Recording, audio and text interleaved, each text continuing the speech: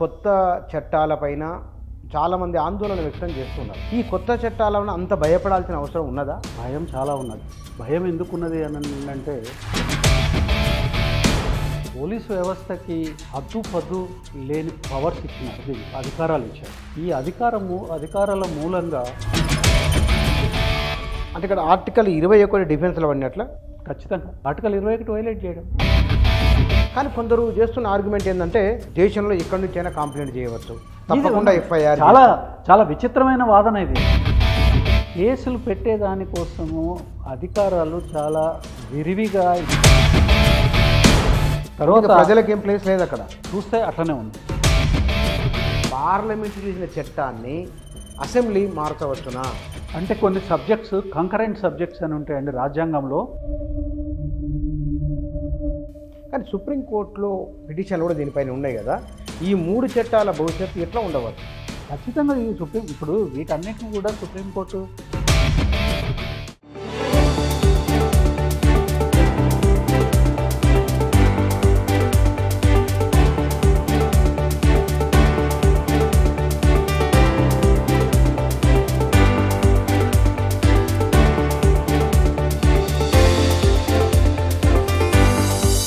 నమస్తే. నరేంద్ర మోదీ ప్రధానమంత్రి అయిన తర్వాత లేదా బీజేపీ అధికారంలోకి వచ్చిన తర్వాత మన దేశంలో పరిపాలన పరంగా, వ్యవస్థాపరంగా మౌలికమైన మార్పులకు పునాది పడుతూ ఉన్నది. కొన్ని జరుగుతూ ఉన్నాయి. అందులో తాజాగా జరుగుతున్న చర్చ 3 చట్టాల మార్పుకు సంబంధించింది. కొత్త నేర న్యాయ చట్టాలు, వాటి స్థానంలో 3 కొత్తవి వచ్చినాయి.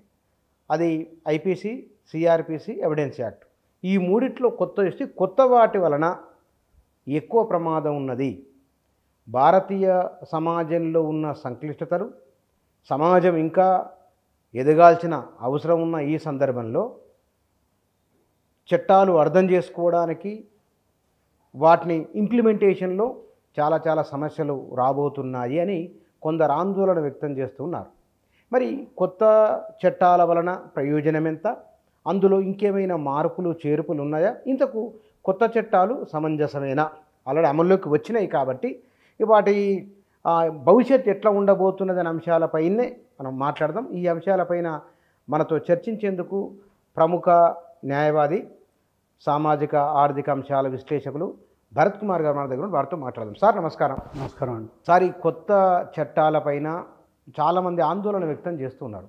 బేసిక్గా ఈ కొత్త చట్టాలను అంత భయపడాల్సిన అవసరం ఉన్నదా? వాస్తవం చెప్పాలంటే భయపడడంతో పాటు బాగు చేసుకోవాల్సిన అవసరాన్ని కూడా ప్రతి ఒక్కళ్ళు గుర్తిస్తున్నారు. భయం చాలా ఉన్నది. భయం ఎందుకున్నది అని అంటే ఈ చట్టాలను మార్చడము అనే పెద్ద పదాన్ని ఉపయోగించాల్సిన అవసరం లేదు. ఈ చట్టాలని కఠినతరం చేసి పోలీసు వ్యవస్థకి ఒక హద్దు లేని పవర్స్ ఇచ్చినారు, దీంట్లో అధికారాలు ఇచ్చారు. ఈ అధికారాల మూలంగా ఏదైతే జరగబోతుందో, రాజ్యాంగం పౌరులకి ఇచ్చిన హక్కులు ఆర్టికల్ 14, ఆర్టికల్ 19, ఆర్టికల్ 21, 21 ఈ 4 ఆర్టికల్స్ కింద అనేక రకాల హక్కులని రాజ్యాంగం ప్రసాదించింది. ఈ కొత్త చట్టాలలో అనేక అంశాలు ఈ హక్కులకి భంగకరంగా ఉన్నాయి. తర్వాత చట్టాలని సమూలంగా మార్చాలి అని అనుకున్నప్పుడు, ముఖ్యంగా ఈ నేరని కంట్రోల్ చేసేవి కానివ్వండి, తర్వాత వాటిని సవరించేది సంబంధించిన చట్టాలు సమూలంగా మార్చాలనుకున్నప్పుడు పార్లమెంట్ దీన్ని డ్రాఫ్ట్ తయారు చేసిన తర్వాత స్టేక్ హోల్డర్స్ ఉన్నారు. దీనికి 140 కోట్ల జనాభా స్టేక్ హోల్డర్స్, తర్వాత పోలీసు వ్యవస్థ stake holders, lawyers stake holders, judges stake holders, అంతేకాకుండా మేధావి వర్గం కూడా ఇందులో స్టేక్ హోల్డర్స్. లా కాలేజీలలో శిక్షణ చెప్పే అధ్యాపకులు, ప్రొఫెసర్స్, వాళ్ళు కూడా స్టేక్ హోల్డర్స్. ఇది కాకుండా లా కమిషన్ ఆఫ్ ఇండియా కూడా స్టేక్ హోల్డర్స్. రిటైర్డ్ జడ్జెస్ కూడా స్టేక్ హోల్డర్స్. ఇంతమంది స్టేక్ హోల్డర్స్ ఉన్న ఒక పెద్ద వ్యవస్థ, ఈ వ్యవస్థలో సమూలమైన మార్పులు తీసుకొని రావాలనుకున్నప్పుడు, అది కూడా రాజ్యాంగం ఇచ్చిన హక్కులకి భంగం కలిగించే విధంగా ఇవి తీసుకురావాలనుకున్నప్పుడు వీటిని పబ్లిక్ హియరింగ్కి పెట్టుండాల్సింది. ఓ చిన్న మైను, ఒక చిన్న ఇండస్ట్రీ ఏదైనా పెట్టినప్పుడే మీరు పబ్లిక్ హియరింగ్ పెట్టండి, ప్రజల యొక్క అభిప్రాయాలు తీసుకోండి అనేది మన రాజ్యాంగం, తర్వాత రాజ్యాంగ న్యాయస్థానాలు అనేక సందర్భాలలో దాని యొక్క ఆవశ్యకతను చెప్పింది. అట్లాంటిది 140 కోట్ల జనాభాకి ప్రతి దినము, మరీ ముఖ్యంగా పేదలకు సంబంధించి, చదువురాని వాళ్ళకి సంబంధించి, అడవులలో నివసించే గిరిజనులకు సంబంధించి, ఎస్సీ ఎస్టీ వర్గాలకు సంబంధించిన హక్కులు ఎక్కడైతే ఇన్వాల్వ్ అయి ఉన్నాయో వాటిని స్టడీ చేయకుండా, తర్వాత స్టేక్ హోల్డర్స్ యొక్క అభిప్రాయాలు తీసుకోకుండా ఒక చట్టం చేస్తే ఎంత ప్రాబ్లం అవుతుంది అంటే, డిమానిటైజేషన్ మూలంగా ఈ సమాజం ఎంత సఫర్ అయిందో దీనివల్ల అంతకన్నా 3 అంతలు ప్రమాదం అనేది వచ్చే అవకాశం ఉన్నది. ఎందుకు అని అంటే, ఇప్పుడు ఇంకొకటి కూడా ఎస్టాబ్లిష్ అవ్వాల్సిన అవసరం ఉన్నది. ఈ 3 చట్టాలు ఏవైతే ఉన్నాయో 3 చట్టాలు సమూలంగా మన సమాజానికి పనికిరాని పద్ధతిలో ఉన్నాయి అనేది ముందుగా ఒక నిర్ధారణకు రావాలి. ఆ నిర్ధారణ ఎక్కడన్నా వచ్చిందా? లా కమిషన్ రిపోర్ట్స్, లా కమిషన్కి రెఫర్ చేస్తే లా కమిషన్ దీని మీద అనేక వారి అభిప్రాయాలు చెప్తారు. ఎందుకంటే లా కమిషన్కి ఒక వ్యవస్థ ఉంటుంది. ఆ వ్యవస్థ ఏంటి అంటే, ప్రతి సెక్షన్ని వాళ్ళు ప్రజాభిప్రాయానికి పెట్టి స్టేక్ హోల్డర్స్ అభిప్రాయాలు తీసుకొని దాని మీద వారు రికమెండేషన్ చేస్తారు. అదొక శాస్త్రీయమైన పద్ధతి ఈ దేశంలో. మరి ఆ ప్రక్రియ ఎందుకు చేయలేదు? లా కమిషన్కి ఇది రెఫర్ చేసేసేసి కనీసము కొన్ని వేల బార్ అసోసియేషన్స్ ఉన్నాయి ఈ దేశంలో. అంటే మనకు munsif magistrate, judicial first class magistrate court దగ్గర నుంచి, అసిస్టెంట్ సెషన్స్ కోర్టు దగ్గర నుంచి, సెషన్స్ కోర్ట్స్ దగ్గర నుంచి, హైకోర్ట్స్ దగ్గర నుంచి, సుప్రీంకోర్టు దాకా అనేక అంచెలుగా బార్ అసోసియేషన్స్ ఉన్నాయి. కొన్ని లక్షల మంది అడ్వకేట్స్ పనిచేస్తూ ఉన్నారు ఈ పర్టికులర్గా ఈ రంగంలో. దీనికి సంబంధించిన ప్రతి విషయాన్ని కూడా వారి దగ్గర నుంచి, అంటే వాళ్ళందరూ ఈ లక్షల మంది పార్టిసిపేట్ చేయరు, కానీ బార్ కౌన్సిల్స్లో బార్ అసోసియేషన్, ప్రతి రాష్ట్రానికి ఒక బార్ కౌన్సిల్ ఉంటుంది. తర్వాత అది స్టాట్యూటరీ బాడీ. ఆ బాడీ ఏదో మామూలుగా అసోసియేషన్ తర్వాత సొసైటీస్ రిజిస్ట్రేషన్ యాక్ట్ కింద పెట్టింది కాదు, అది చట్టబద్ధంగా పెట్టిన బార్ కౌన్సిల్స్ ఉన్నాయి. దానికి ఎన్నికలు ఉంటాయి, తర్వాత బార్ కౌన్సిల్ మెంబర్స్ ఉంటారు. బార్ కౌన్సిల్ అనేది ఒక ఫుల్ ఫ్లెడ్జ్డ్ ఇది. మరి వాళ్ళ అభిప్రాయాలన్నా తీసుకున్నారా? పోలీసుల అభిప్రాయం తీసుకోలేదు, లాయర్ల అభిప్రాయం తీసుకోలేదు, బార్ అసోసియేషన్స్ అభిప్రాయం తీసుకోలేదు, బార్ కౌన్సిల్ అభిప్రాయం తీసుకోలేదు, స్టేక్ హోల్డర్స్ రిటైర్డ్ జడ్జెస్ అభిప్రాయం తీసుకోలేదు. ఈ చట్టాలు ఎట్లా పనిచేస్తున్నాయి? ఈ చట్టాలు ఎట్లా మనకు ఇర్రిలవెంట్ అయినాయి? ఉన్న చట్టాలు ఎట్లా ఇర్రిలవెంట్ అయినాయి? తర్వాత ఆ చట్టాలలో అనేక సందర్భాలలో మన కాన్స్టిట్యూషన్ అమల్లోకి వచ్చింది ఎప్పుడు? జనవరి 26, 1950. కాన్స్టిట్యూషన్లో వచ్చినప్పటి నుంచి కాన్స్టిట్యూషనల్ కోర్ట్స్ ఫంక్షనింగ్లోకి వచ్చినాయి. కాన్స్టిట్యూషనల్ కోర్ట్స్ అంటే సుప్రీంకోర్టు, తర్వాత హైకోర్టు. ఈ చట్టాలకు సంబంధించిన అనేక సెక్షన్స్ని వాళ్ళు నిర్వచించడం జరిగింది, అంటే ఇంటర్ప్రెట్ చేసినారు. ఆ చట్టాలలో ఏదైతే కాన్స్టిట్యూషన్కి అనుకూలంగా లేదో, కాన్స్టిట్యూషన్లో ఉన్న 14 ఆర్టికల్ 14, ఆర్టికల్ 19, ఆర్టికల్ 21కి, ఆర్టికల్ 20కి భిన్నంగా ఉన్నాయి. తర్వాత వాటి ద్వారా వచ్చే హక్కులు, ప్రజలకు వచ్చే హక్కులకు భిన్నంగా ఉన్న సెక్షన్స్ అన్నిటిని కూడా సమూలంగా వాటిని రద్దు చేసినారు వాళ్ళు జడ్జిమెంట్ల ద్వారా. మరి వాటినైనా పరిగణలోకి తీసుకున్నారా? అది పరిగణలోకి తప్పనిసరిగా తీసుకోవాలి కదా. బ్రిటిష్ వాడు చేసిందే అది రాజ్యాంగ వ్యతిరేకంగా ఉన్నది అని అంటే, అంతకన్నా ఘోరంగా ఇవాళ, అంతకన్నా ఆర్బిటరీగా, అంటే వివక్షత చూపించేదానికి, వివక్షత పూరితమైన చర్య తీసుకునేదానికి అవకాశాన్ని ఈ కొత్త చట్టాలలో ఎక్కువ కల్పించారు. ఉదాహరణకు మీరు ఒక ఏ సెక్షన్ ఉంది అంటే ఐపీసీలో, సిఆర్పిసిలో, ఎవిడెన్స్లో ఒక్కొక్క దాంట్లో మీరు ఒక్కొక్క ఉదాహరణ చెప్పండి. ఇందులో మీరు చాలా కీలక అంశం. వాస్తవానికి ఇది మీరు చెప్తుంటే వింటుంటేనే ఏం జరగబోతుందని ఒక ఆందోళన కలిగేటట్లుగా ఉన్నది. అది వాస్తవం. అది ఇప్పుడు ఇదేంది, ఏమో రాజకీయాలు కాదు, లేకపోతే ఒక అడ్వర్సోరియల్ లిటిగేషన్ కాదు. అంటే ఒక ఆయనకి అనుకూలంగా ఇంకొక ఆయనకి వ్యతిరేకంగా కొట్లాడేదాన్ని అడ్వర్సోరియల్ లిటిగేషన్ అంటారు. నేను అది చెప్పట్లేదు. నేను ఒక విశ్లేషణ తర్వాత ఇది ఏం జరిగిందని. ఇప్పుడు మీకు ఒక ఉదాహరణ చెప్తాను, మీకు ఆ ఒక ఉదాహరణ సరిపోతుంది. ఆ ఉదాహరణ ఏంటంటే, ఇప్పుడు ఎఫ్ఐఆర్ రిజిస్ట్రేషన్. ఒక నేరం జరిగినప్పుడు విక్టిమ్ కానీ తర్వాత ఎవరైనా ఆ నేరాన్ని చూసిన వాళ్ళు కానీ ఒక కంప్లైంట్ చేస్తే ఇమీడియట్గా ఎఫ్ఐఆర్ రిజిస్టర్ చేయాల్సింది పాత చట్టం ప్రకారం 153 సెక్షన్ సిఆర్పిసిలో. అది ఇవాళ కొత్త చట్టంలో ఎఫ్ఐఆర్ కంప్లైంట్ రిజిస్టర్ చేస్తే 14 రోజులు పోలీస్ అధికారికి దాని మీద ప్రిలిమినరీ ఎంక్వైరీ చేసి అధికారం ఇచ్చినారు. ప్రిలిమినరీ ఎంక్వైరీ చేస్తే అధికారం ఇచ్చి వారికి పోలీస్ వ్యవస్థకి డిస్క్రిషన్ ఇచ్చినారు. కంప్లైంట్ ఎఫ్ఐఆర్ రిజిస్టర్ చేయొచ్చు, చేయకుండా పక్కన పడేయచ్చు. దీనివల్ల ఏమవుతుందనంటే 14 రోజులు. ఇప్పుడు కొన్ని ఎవిడెన్స్ ఎట్లా ఉంటుందంటే, అక్కడ క్రైమ్ జరిగిన వెంటనే దానికి సంబంధించిన ఎవిడెన్స్ కలెక్ట్ చేయగలుగుతాం.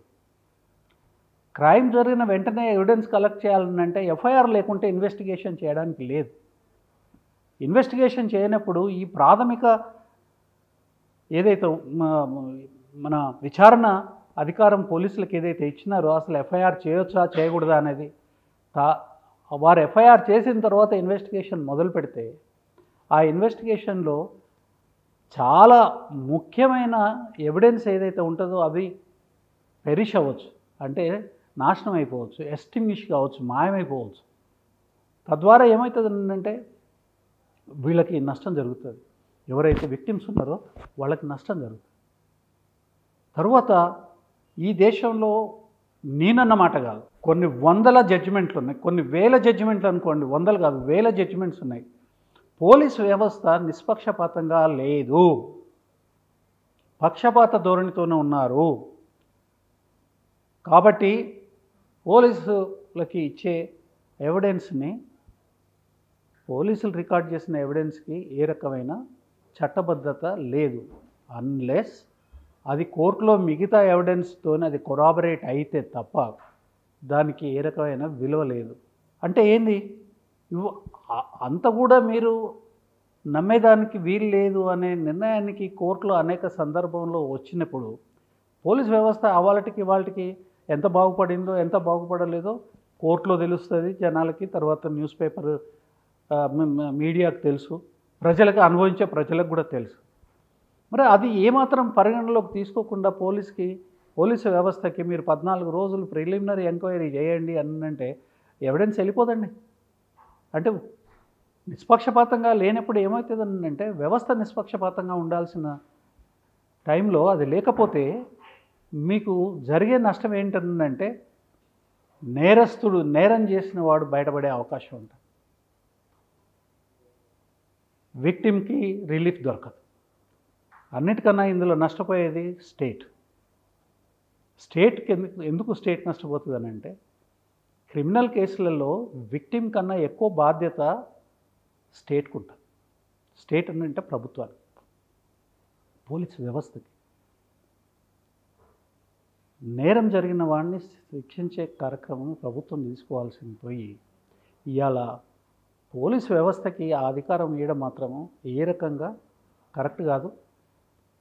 రాజ్యాంగ అధికరణ 14 చట్టం ముందు అందరు సమానము, తర్వాత ఎవరికి కూడా ఏ రకమైన డిస్క్రిమినేషన్ చేసేదానికి వీలు లేదనేది రాజ్యాంగం నిర్దేశించింది. ఆ నిర్దేశన ఏదైతే ఉన్నదో అది భంగపడే అవకాశం ఉన్నది ఇవాళ దీని మూలంగా. ఇంకొకటి ఏంటంటే, ఇంతకు మునుపు ఒక వ్యక్తిని అదుపులోని తీసుకున్నాక, అంటే కస్టడీలోకి తీసుకొని అరెస్ట్ చూపించిన తర్వాత 2 రకాల 2 సెట్స్ ఆఫ్ అఫెన్సెస్ ఉన్నాయి. కాగ్నిజబుల్ అఫెన్సెస్, నాన్ కాగ్నిజబుల్ అఫెన్సెస్లో పోలీసులకి ఏ రకమైన అధికారం ఉండదు కేసు రిజిస్టర్ చేయడానికి. అది కోర్టులోనే రిజిస్టర్ అవుతుంది. కోర్టు చెప్తే వీళ్ళు ఇన్వెస్టిగేషన్ చేస్తారు. కొన్ని అట్లా ఉన్నాయి 2 సంవత్సరాల లోపు ఇవి ఉన్నాయి. 2 సంవత్సరాల లోపు ఉన్న వాటిల్లో కాగ్నిజెన్స్ ఉన్నాయి, నాన్ కాగ్నిజెన్స్ ఉన్నాయి. అయితే కాగ్నిజబుల్ అఫెన్సెస్ని 2 కేటగిరీస్గా ఇంతకుముందు ఉన్న చట్టంలో ఉంది. ఆ కాగ్నిజబుల్ అఫెన్సెస్లో ఒకటేమో 60 రోజుల లోపల ఛార్జ్షీట్ అయ్యాలి, లేకపోతే ఆటోమేటిక్గా విడుదల, బెయిల్ ఇవ్వాలి. రెండోది ఏంటి అంటే సీరియస్ అఫెన్సెస్, వాటిలలో 90 డేస్ లోపల ఛార్జ్షీట్ అయ్యాలి, ఇన్వెస్టిగేషన్ కంప్లీట్ చేయాలి, ఛార్జ్షీట్ అయ్యాలి. అయితే ఈ కేసులలో కేసు యొక్క తీవ్రతను బట్టి ఎవరైనా అక్యూజ్డ్, ఎవరైతే దాంట్లో నేరస్తుడు అని చూపిస్తున్నామో అతన్ని కనుక పోలీస్ కస్టడీలోకి తీసుకోవాలని అంటే మొట్టమొదటి 15 రోజులలో, నెల రోజులలో కస్టడీ పిటిషన్ వేయాలి. అది కనుక పోలీసు కోర్టుకి అది కనుక ఇన్ఫామ్ చేసినప్పుడు జనరల్గా కోర్టులు ఏంటంటే వాళ్ళ పోలీస్ కస్టడీ అయిపోయేదాకా బెయిల్స్ కన్సిడర్ చేయరు. అట్లాంటిది ఇవాళ దాన్ని పెంచారు. పోలీస్ కస్టడీకి అడిగే టైంని 45 రోజులకి 60 రోజులకి చాలా పెద్ద ఎత్తున అవకాశాన్ని ఇచ్చారు. కరెక్ట్గా నేను చూసి చెప్తాను. పెద్ద ఎత్తున అవకాశం ఇచ్చారు. తద్వారా ఏమవుతుందంటే అక్యూజ్డ్ ఈజ్ అక్యూజ్డ్ అండి unless he is proved guilty by the court. ఒక కోర్టు ద్వారా అతని మీద నేరం అనేది నిరూపించబడినంత వరకు అతను కేవలం అక్యూజ్డ్ మాత్రమే.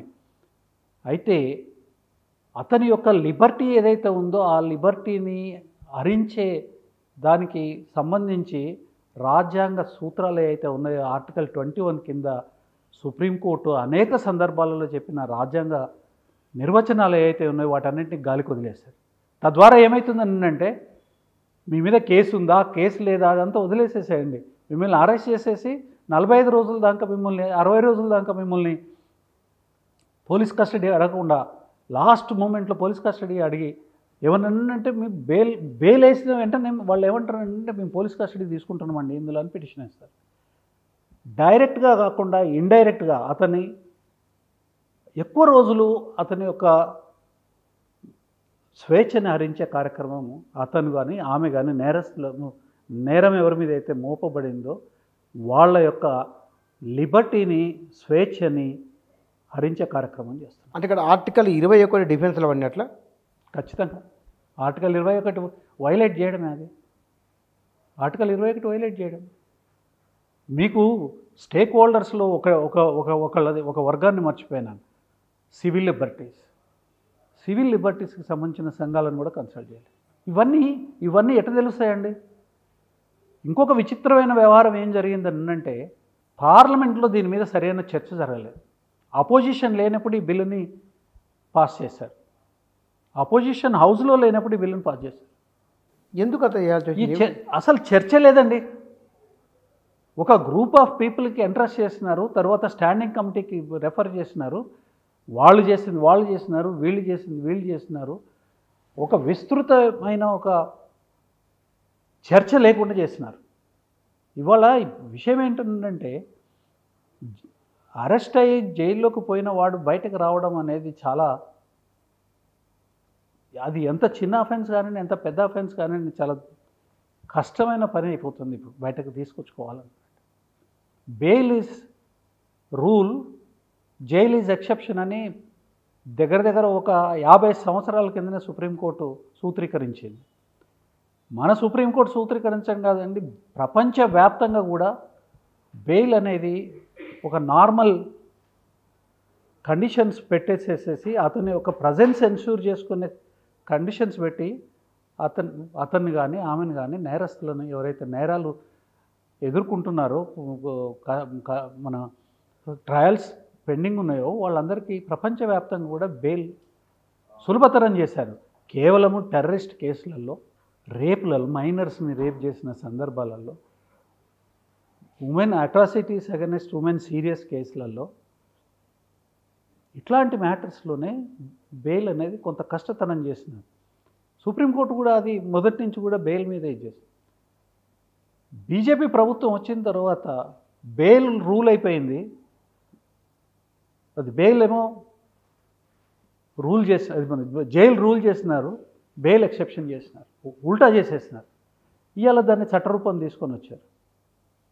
తర్వాత ఇంకొకటండి, స్వతంత్రం వచ్చిన పిదప కూడా ఈ చట్టాలన్నీ ఇట్లనే ఉన్నాయా అనే ఏదో మేము బ్రిటిష్ చట్టాలన్నీ సమూలంగా మార్చేయడానికి ప్రయత్నం చేసినాము అని పొరపాటండి. బ్రిటిష్ వెళ్ళిపోయిన తర్వాత మన దేశం స్వతంత్ర ఏమి సర్వసత్తాక గణతంత్ర ప్రజాస్వామ్య రాజ్యం అయిన తర్వాత సుప్రీంకోర్టు అనేక సందర్భాలలో పార్లమెంటే కొన్ని సెక్షన్స్ని మన రాజ్యాంగానికి అనుగుణంగా మార్చిన సందర్భాలు ఉన్నాయి. ఈ మూడిట్లలో అనేక సందర్భాలు, అంతకన్నా ఎక్కువ సందర్భాలలో కోర్టు ఇంటర్ప్రిట్ చేసింది. ఒక్కొక్క సెక్షన్ని ఏ రకంగా అంటే వాటి ముందుకు కోర్టుల ముందుకు ఇంటర్ప్రిటేషన్కి పోయిన సెక్షన్లు అన్నిట్లలో కూడా రాజ్యాంగబద్ధంగా వాటిని మార్పు అనేది జరగడం జరిగింది. తర్వాత ఇంకోటి ఏంటంటే ఈ క్రిమినల్ ప్రొసీజర్ కోడ్ ఏదైతే ఉన్నదో, మొన్నటి వరకు ఉన్న క్రిమినల్ ప్రొసీజర్ కోడ్ బ్రిటిష్ కాలం నాటిది కాదు. అది 1973లో కొత్త చట్టాన్ని తీసుకొచ్చినారు. తర్వాత పీనల్ కోడ్ ఎప్పటికప్పుడు సవరణలు జరుగుతూ వచ్చినాయి. దేశము స్వతంత్రము రాకముందు బ్రిటిష్ గవర్నమెంట్కి వ్యతిరేకంగా పనిచేసే శక్తుల్ని అణచివేసేదానికి ఉన్న అనేక నేరాలు ఏవైతే ఐపీసీలో ఉన్నాయో వాటన్నిటిని కూడా సుప్రీంకోర్టు కాన్స్టిట్యూషనల్ టెస్ట్కి అప్లై చేసి వాటిని నిర్వచించడం కూడా జరిగింది. అనేకం, ఒకటి కాదు రెండు కాదు, అనేకం. ఏదైతే నేరంగా ఉండకూడదు, దాన్ని నేరంగా పరిగణించకూడదు అనుకున్న, మీకు ఉదాహరణకి సేమ్ సెక్స్ మ్యారేజెస్కి సంబంధించి ఎల్జిబిటీ ఇష్యూ ఒకటి ఉంది. ఎస్, ఎల్జిబిటీకి సంబంధించి అట్లా చాలా చేశారు. సెడిషన్కి సంబంధించిన విషయాలు ఇంకా వేరే ఉన్నాయి, సూసైడ్కి సంబంధించిన విషయాలు కానీ అనేకం. ఇట్లాంటివన్నీ కూడా వాటి పరిమితుల్ని సుప్రీంకోర్టు రాజ్యాంగబద్ధం చేసింది. అంటే reading down of the provision అని ఒక ప్రిన్సిపల్ ఉంటుంది. రాజ్యాంగానికి లోబడి ఆ సెక్షన్ ఉండేటట్టుగా రెడ్ డౌన్ చేసిన సందర్భాలు కూడా ఉన్నాయి, ఇంటర్ప్రిట్ చేసిన సందర్భాలు కూడా ఉన్నాయి. వాటన్నిటిని రీప్లేస్ చేయాల్సిన అవసరం ఎక్కడ కనిపించట్లేదు. కానీ మేము ఎక్కడ చెప్పగలుగుతాం? ఎక్కడైనా ఒక ప్లాట్ఫామ్ కనుక ఇస్తే చెప్పగలుగుతాము. ఇవాళ క్రిమినల్ కోర్ట్స్ ఉంటాయండి, వాళ్ళకన్నా నిష్ణాతులు ఉండరు. కింద ట్రయల్ కోర్ట్స్ ఏదైతే ఉన్నారో ఆడ ట్రయల్ కండక్ట్ చేసే లాయర్లను కానీ, పబ్లిక్ ప్రాసిక్యూటర్స్ని కానీ, పోలీసులను కానీ మీరు ఎక్కడన్నా తీసుకున్నారా? అనుభవాలు తీసుకున్నారా? ఎక్స్పీరియన్సెస్ మీరు తీసుకొని వాటిని బేరీ చేసినారా? తర్వాత రాజ్యాంగ కోర్టులు ఇచ్చిన తీర్పులను మీరు పరిగణలోకి తీసుకున్నారా అని అంటే ఒక సింపుల్ వర్డ్లో చెప్పాలంటే తీసుకోలేదు. బ్లంట్గా చేసుకుంటూ పోయినారు. దీనివల్ల 2-3 రకాల సమస్యలు ఉన్నాయండి. ఒక సమస్య ఏంటంటే జూన్ 31 వరకు ఒక చట్టం, ఈ 3 చట్టాలు కొన్ని లక్షల కేసులు పెండింగ్ ఉన్నాయి పాత చట్టాల కింద. జూలై 1 నుంచి కొత్త చట్టాలు ఇప్పుడు వచ్చేది. ఇవాళ పోలీస్ వ్యవస్థకు కానివ్వండి, ప్రాసిక్యూటర్స్ కానివ్వండి, డిఫెన్స్ లాయర్లకు కానివ్వండి, అది ఇది 2 మైండ్లో పెట్టుకొని చేయాలి. ఆ చట్టాలు ఈ చట్టాలు సైమల్టేనియస్గా అమలు చేయాలి. వీటన్నిటికన్నా వీళ్ళందరికన్నా ఎక్కువ న్యూసెన్స్ ఎవరికి ఉంటుంది అంటే జడ్జీలకు ఉంటుంది. ప్రిన్సిపల్ ఆఫ్ లా ఏది ఈ చట్టానికి ఒకటి ఉన్నది, ఆ చట్టానికి ఒకటి ఉన్నది. ఏది అప్లై చేయాలి? ఎంత కన్ఫ్యూజను. తర్వాత 1, 2, 3 కేసులు కాదండి పెండింగ్ ఉన్న కేసులు, లక్షలు. ఎట్లా మరి? ఎట్లా అనంటే తాములలో వచ్చినాం తనకజమ్మని చెప్పి అంతే కదా. తర్వాత ఇవన్నీ పక్కన పెట్టండి. అసలు క్రిమినల్ చట్టాలు తయారు చేసే ముందు, వాటిని ఇంప్లిమెంట్ చేసే ముందు ఒక్కొక్క చట్టం యొక్క పర్యవసానం, ఒక్కొక్క సెక్షన్ యొక్క పర్యవసానం సమాజానికి చెప్పాల్సిన అవసరం లేదండి. ఇవాళ ఎటు లేదన్నా ఒక 50 కోట్ల జనాభా దేశంలో చట్టాలని అర్థం చేసుకునే చెప్తే అర్థం, సింప్లిఫై చేసి చెప్తే అర్థం చేసుకునే స్థాయి ఉంది వాళ్ళకి. మెజారిటీ జనం ఎప్పుడు కూడా నేరాలు చేయాలనే ఆలోచన ఉండదు. కానీ ఇవాళ యువత ఉన్నది. పాపం వాళ్ళకి ఏం తెలియదు, ఏం చేస్తే ఏమవుతుంది అనేది. నువ్వు చేసిన తర్వాత చేయడం ఇది కాదు కదా. సమాజం ప్రశాంతంగా శాంతియుతంగా తర్వాత ఒక అంటే law abiding rule of law ఉన్న సొసైటీ ఉంటే, రూల్ ఆఫ్ లా లేని సొసైటీ కన్నా రూల్ ఆఫ్ లా సొసైటీ ఎంత అభివృద్ధి సాధిస్తుందో మనకు అనేక కంట్రీస్లో మనం చూస్తున్నాం. ఇవాళ 75 సంవత్సరాలు దాటిన తర్వాత కూడా ప్రభుత్వాలకి బాధ్యత ఉన్నది అనేది నా ఉద్దేశం. ఆ బాధ్యత ఏంటంటే ఏ నేరపూరితమైన ఏమేమి నేరపూరితమైనవి అవి ఏ రకంగా ఒక మనిషి యొక్క ఒక పౌరుడి యొక్క జీవితాన్ని అడ్వర్స్గా ఇంపాక్ట్ చేస్తాయని చెప్పొద్దండి. స్కూల్ స్థాయి నుంచి చెప్పాలి. రోడ్డు మీద ఎట్లా మసులుకోవాలి, ఆడపిల్లలతోనే ఎట్లా మసులుకోవాలి, అక్కల చెల్లెళ్ళతోనే ఎట్లా మసులుకోవాలి, తల్లిదండ్రులతోనే ఎట్లా మసులుకోవాలి. ఇవి చేయకపోతే నేరం ఎట్లయితుంది? ఇది నేరం.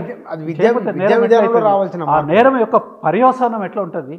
అదేంటి మార్పు అని అంటే, మేము బ్రిటిష్ వాడికి ఆ కాంక్ష ఉండేదానికి అవకాశం లేదు. ఎందుకంటే వాడు మన పరిపాలకుడు కాదు, వాడు బయట నుంచి వచ్చిన వలస పాలకుడు. మరి ఇక్కడ మన ప్రభుత్వాలు కదా ఇవి. ఈ ప్రభుత్వాలు ఎందుకు ఆలోచించవు ఇట్లాంటి వాటి మీద? అది చేస్తే మార్పు అని అంటాను.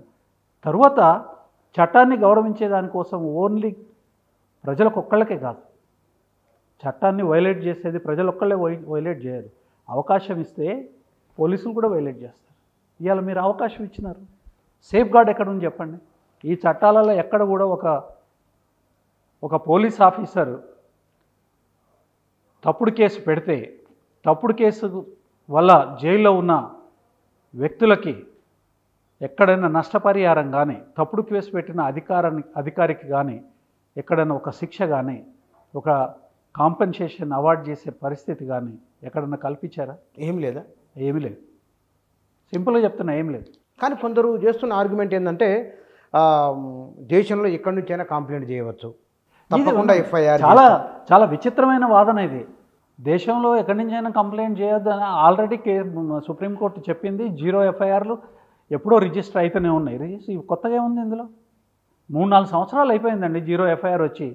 ఎవరేం కొత్తగా చేయలేదు, ఇది ప్రభుత్వం చేయలేదు, ఇది సుప్రీంకోర్టు చెప్పింది 0 ఎఫ్ఐఆర్ చేయమని చెప్పి. దాన్ని ఇవాళ చట్టబద్ధత చేసినారు.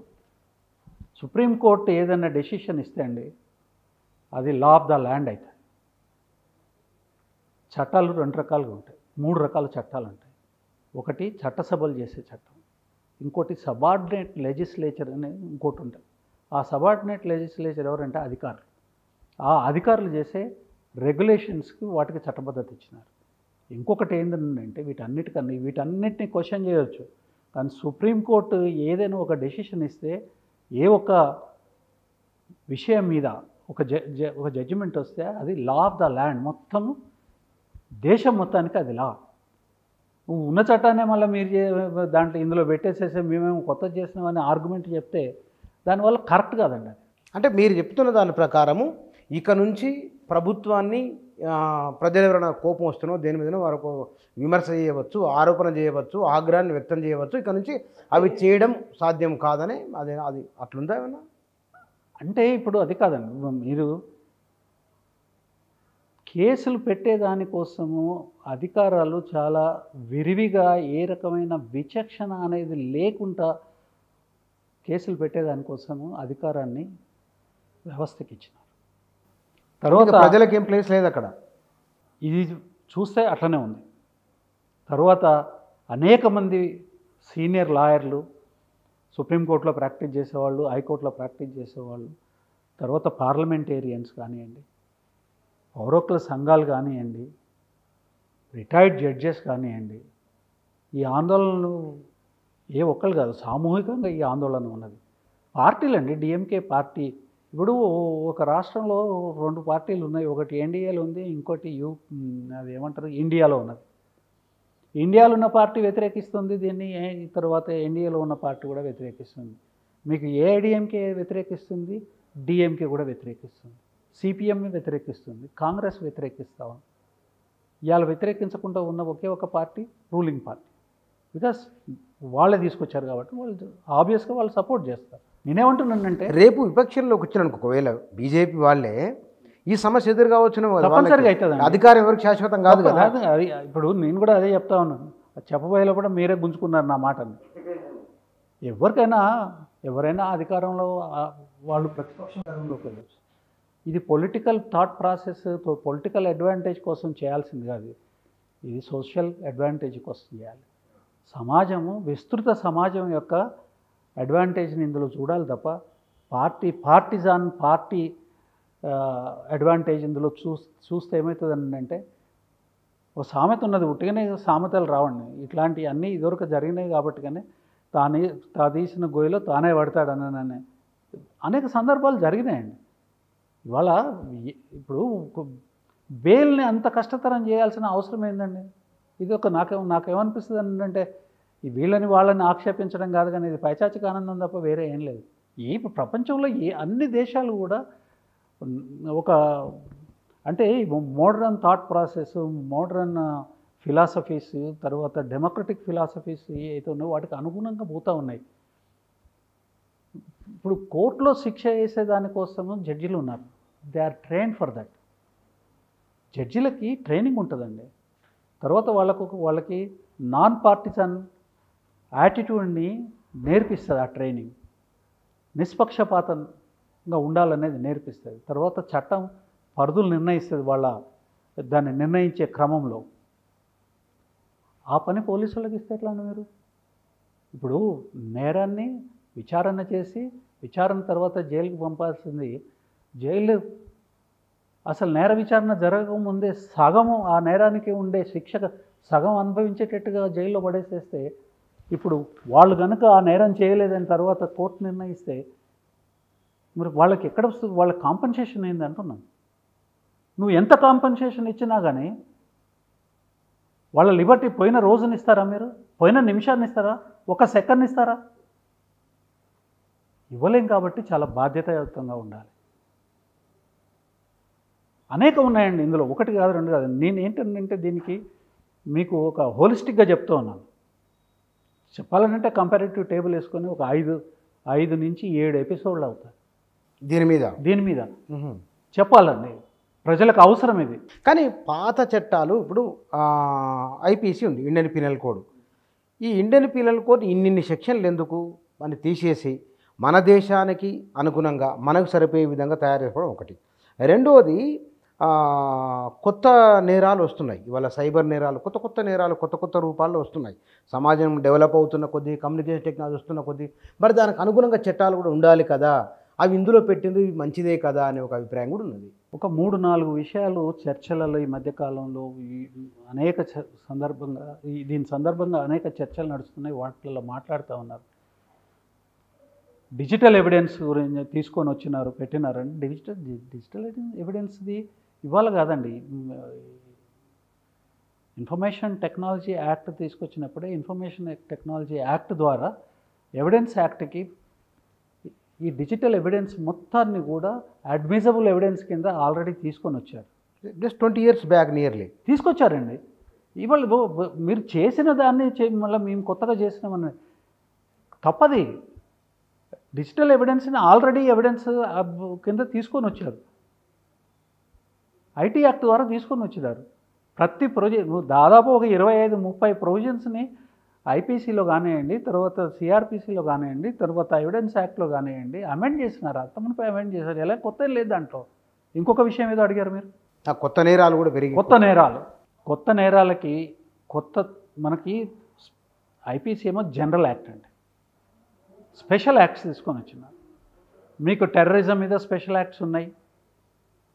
ఊపాని ఇంకొక యాక్ట్ కూడా ఉన్నది, అల్లర్ల మీద అంతర్గత భద్రతకు సంబంధించిన యాక్ట్. అనేక రకాల స్టేట్ యాక్ట్లు కూడా చేసినాయి.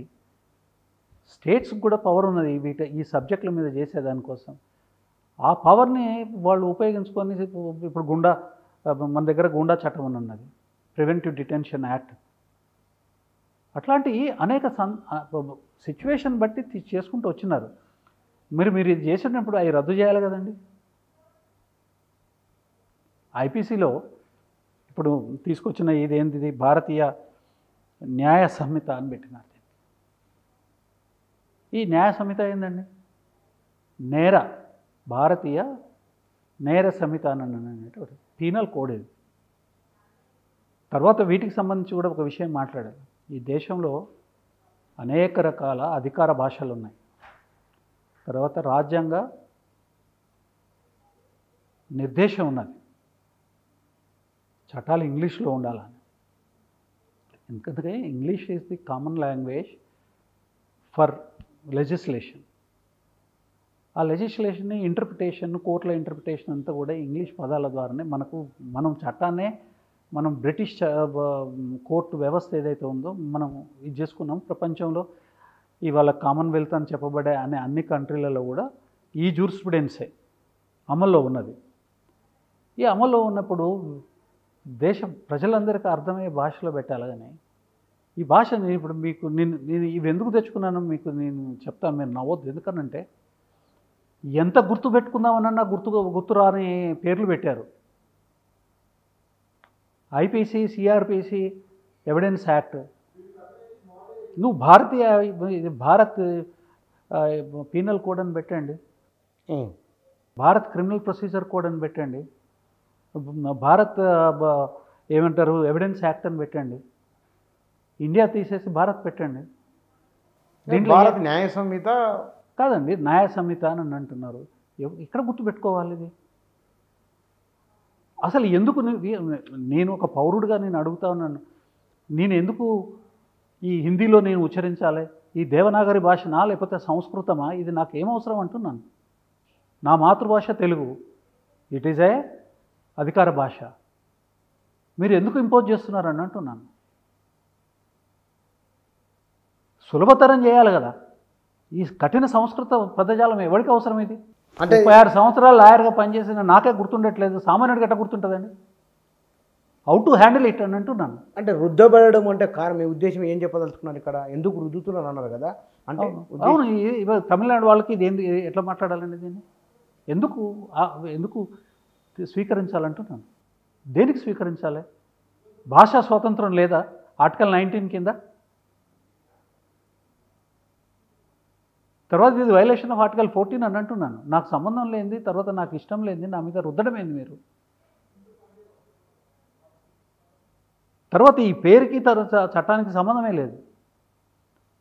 భారత నాగరిక సురక్షా సంహిత, ప్రొసీజరల్ లా, క్రిమినల్ ప్రొసీజర్ ఏంటంటే ఓ కేసు వచ్చినప్పుడు పోలీసులు దాన్ని ఎట్లా రిజిస్టర్ చేయాలి, ఎట్లా ఇన్వెస్టిగేట్ చేయాలి, సాక్షులను ఎట్లా విచారణ చేయాలి, సాక్ష్యాన్ని ఎట్లా నమోదు చేయాలి, కోర్టు ముందు ఎట్లా ప్రొడ్యూస్ చేయాలి, క్రాస్ ఎగ్జామినేషన్ ఎట్లా చేయాలి, తర్వాత ఆర్గ్యుమెంట్లు ఎట్లా చెప్పాలి, ఆర్గ్యుమెంట్లు చెప్పేదానికి ముందు దాంట్లో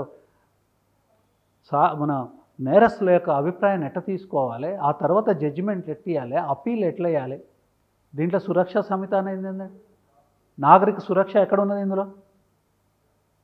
దిస్ ఇస్ ప్రొసీజరల్ లా. ఈ ప్రొసీజరల్ లా అనేది బుక్ పేరు వింటే తెలవాలి కదా ఓ స్టూడెంట్కి, ఒక ప్రజలకి. ఈ రకమైన అర్థం పర్థం లేని గందరగోళమైన పేర్లండి ఇవి, మనకు సంబంధం లేదు ఇవి.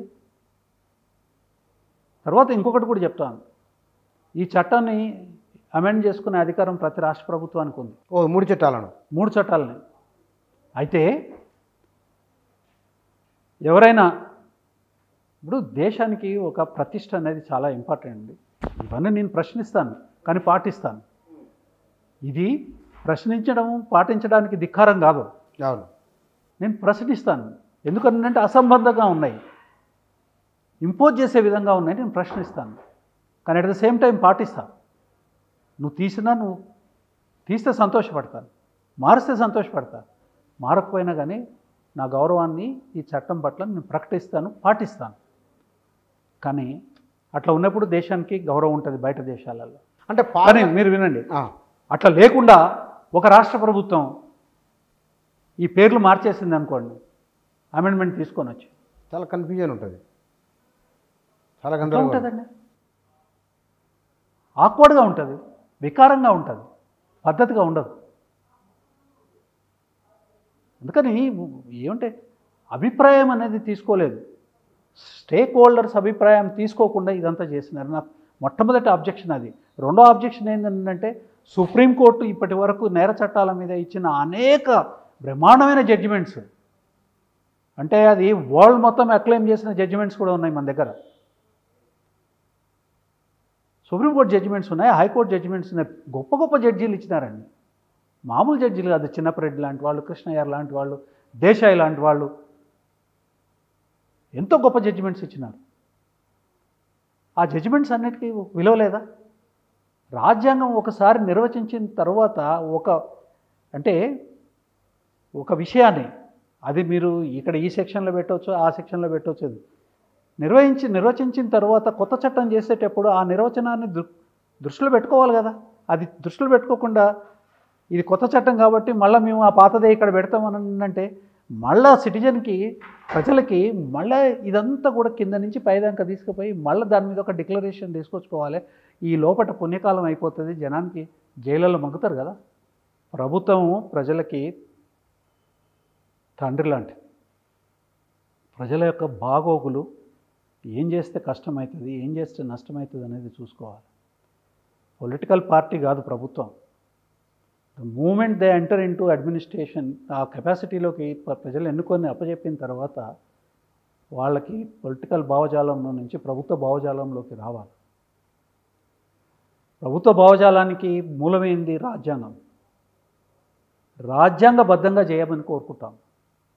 రాజ్యాంగబద్ధంగా కనుక లేకపోతే ప్రజలు చాలా కష్టాలకి, నష్టాలకి గురి చేయబడతారు. కాలం గొప్పది, గడిచిపోయిన కాలం ఇవ్వగలిగిన మనగాడు ఎవరు లేరు.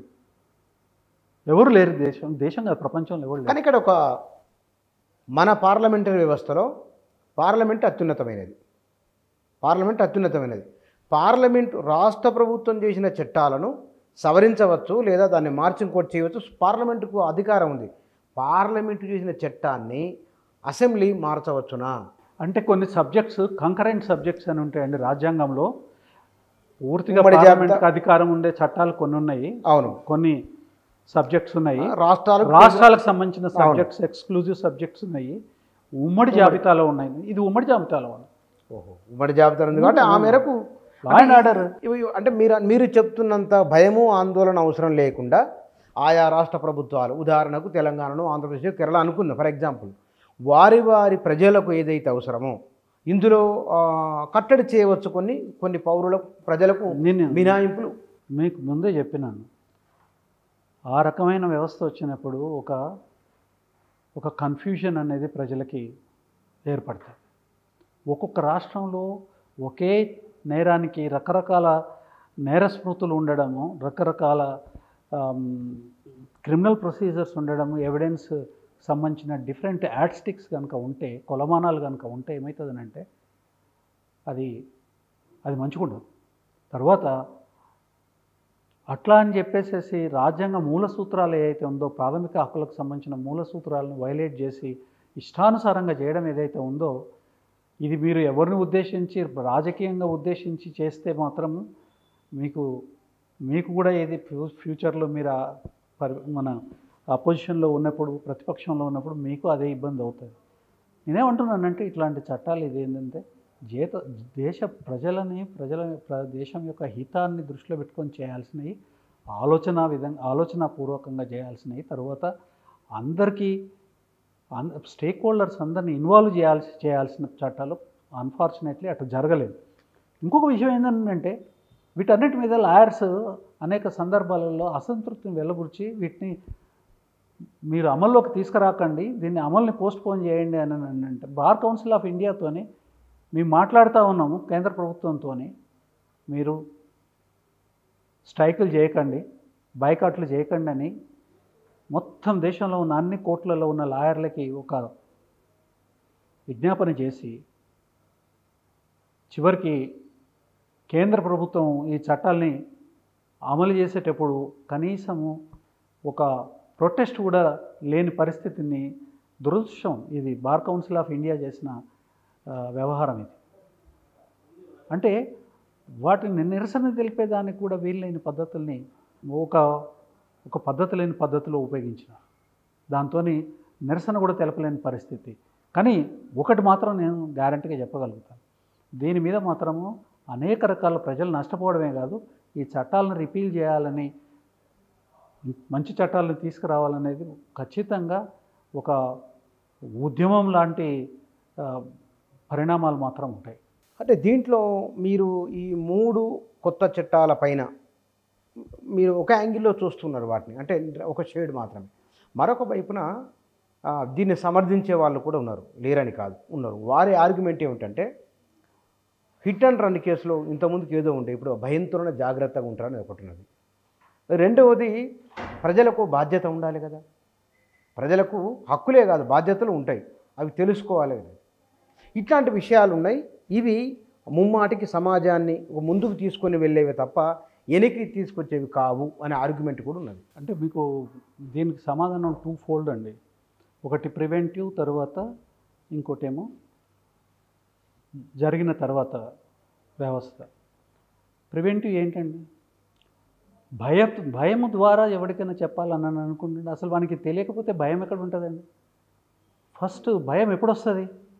ఈ పని చేస్తే దీని పర్యవసానం ఇది ఉంటుంది, దీని శిక్ష ఇది ఉంటుంది, నా జీవితం ఇట్లా నాశనం అయిపోతుంది అనేది తెలవాలి కదా. అది తెలిస్తే కదా భయం వచ్చేది. మీరు పుస్తకాలలో రాసి అది లాయర్లకి తర్వాత కేవలం పోలీసు వాళ్ళకి తెలిసేటట్టుగా ఉంటే కాదు కదా. స్టేక్ హోల్డర్స్ ఎవరండి? దానివల్ల సమాజానికి నష్టమవుతుంది, కుటుంబానికి నష్టమవుతుంది, ఆ వ్యక్తి నేరం చేసిన వాడికి నష్టమవుతుంది. కావాలని చేయడు కదా. మీరు ఒక పరిధి దాటి, ఒక పరిమితి దాటి ఒక ప్రవర్తన కనుక ఉంటే దాని పర్యవసానం ఇట్లా ఉంటుంది అనేది పిల్లలకు చెప్పాల్సిన బాధ్యత ఎవరికి ఉన్నది? తల్లిదండ్రులకు ఉన్నది, ప్రభుత్వానికి ఉన్నది. ప్రభుత్వం అనేది తల్లిదండ్రులు అండి వాళ్ళు. మీరు ఆ బాధ్యతను వదిలేసేసేసి భయపెట్టిస్తాను, ఒకటి శిక్ష పడితే మిగతా వాడికి బుద్ధి వస్తుంది అని అంటే కాదండి. అది చిన్నప్పటి నుంచి నేర్పించాల. ప్రతి నాన్ డీటెయిల్ అని ఇదివరకు ఒక సబ్జెక్ట్ పెట్టేది. ఆ నాన్ డీటెయిల్ లాంటి సబ్జెక్ట్ ఇంకోటి పెట్టండి. పిల్లలకి చట్టం ఏందో తెలవాలి. చట్టం తెలిస్తే ఏమవుతుందంటే వాళ్ళు తప్పులు చేస్తే ఈ తప్పేదో కూడా తెలియాలి. చట్టబద్ధంగా చేసే తప్పేందో కూడా తెలియాలి. అన్నీ చెప్పలేము, లా అంతా చెప్పలేము, కానీ సూక్ష్మంగా చెప్పొచ్చు. ట్రాఫిక్ రూల్స్ పాటించాలి అని స్కూల్లో చెప్పకుండా చిన్న విషయం, మేధావులు కాదండి, పెద్ద పెద్ద మేధావులు ఉన్నారు దీంట్లో ఎవరు కూడా దీన్ని విభేదించేదానికి కూడా లేదు. మీరు అనుకుంటున్నారు పోలీసులంతా నెగటివ్ సెన్స్లో మాట్లాడాల్సిన అవసరం లేదు. చాలామంది పోలీసులు వాళ్ళు కూడా చెప్తారు స్కూళ్ళలో పెట్టాలి సార్ అని. రిటైర్డ్ ఆఫీసర్స్ ఒక సందర్భంలో అడిగితే మేము రెడీ అండి, మీరు వస్తారా రండి, అడ్వకేట్లు రెడీగా ఉన్నారు. మీకు అగ్మెంట్ చేయడానికి ఏంది? ఈ సోర్సెస్ నుండి అగ్మెంట్ చేసేసి చట్టం యొక్క బేసిక్ చట్టం అంటే ఏంది, దాన్ని పాటిస్తే వచ్చే మంచి ఏంది, దాన్ని వ్యతిరేకిస్తే వచ్చే అంటే వైలేట్ చేస్తే వచ్చే చెడు ఏంది అనేది చెప్పకుండా భయపెడతాం అనేది ఏందండి? అసలు నేర చట్టాలన్నీ కూడా నేరాన్ని రూపుమాపేది పరివర్తన ద్వారా అనేది మన రాజ్యాంగం యొక్క అవగాహన. వాళ్ళలో పరివర్తన తీసుకురావాలి. భయపెడితే పరివర్తన వస్తుందండి. ఎంతమందిని భయపెడతారు? భయపెట్టిన మోనార్కులంతా కూడా మట్టిలో కలిసిపోయినారు, ఎవడు భయపడలే. ప్రజాస్వామ్యానికి భయానికి ఎక్కడ సంబంధమే లేదు. ఆ రకమైన ఆలోచన విధానం వల్ల ఫలితాలు రావండి, నష్టాలు వస్తాయి. ఘోరమైన సమాజం తయారవుతుంది, ప్రతీకారాలు పెరుగుతాయి, నేరాలు పెరుగుతాయి. కానీ ఎడ్యుకేట్ చేస్తే తగ్గుతాయి. తర్వాత ఎడ్యుకేట్ చేయడమే కాదు, నేరం చేసినవాడు కదా, నేరాన్ని చెక్ చేసినవాడు కూడా కరెక్ట్గా ఉండాలి. అంటే పోలీస్ వ్యవస్థ కరెక్ట్గా ఉండాలి, జ్యుడిషియరీ కరెక్ట్గా ఉండాలి.